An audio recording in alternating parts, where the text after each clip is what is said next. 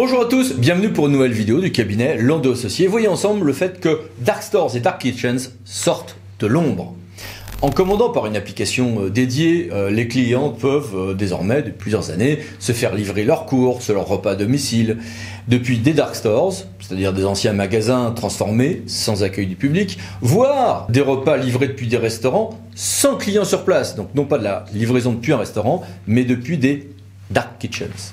En droit, Dark Stores et Dark Kitchens sortent de l'ombre. Il y a eu des débats, mais maintenant les voici qualifiés d'entrepôts, avant que d'être érigés en sous-destination à part par deux textes réglementaires publiés le 24 mars 2023, notamment avec une sous-destination spécifique pour les Dark Kitchens, le tout permettant donc clairement maintenant au PLU et PLUI de réglementer ces activités en droit de l'urbanisme.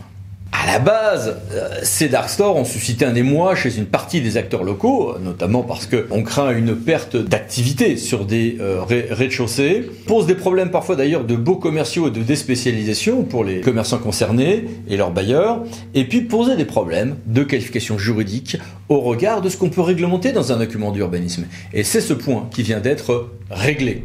Il y a un an, tout le monde tâtonnait, le ministère avait fait un guide pratique qui était fort bien fait, mais qui ne pouvait répondre à tout. Et en septembre 2022, déjà, les ministres, à l'époque Olivier Klein et Olivier Grégoire, avaient annoncé que l'on allait assimiler les dark stores à des entrepôts et des dark kitchens, eh bien, qu'on allait leur prévoir une catégorie spécifique à prévoir en droit.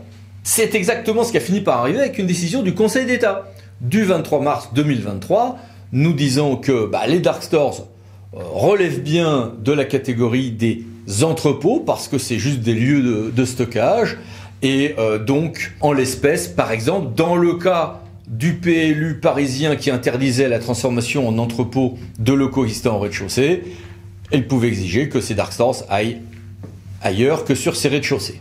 Dès le lendemain de la décision du Conseil d'État, ont été publiés un arrêté et un décret. Mais ces textes portaient sur bien d'autres choses que sur les dark stores uniquement. Mais restons sur ce sujet. Le dark stores est un entrepôt. Oui, très bien, confirmation.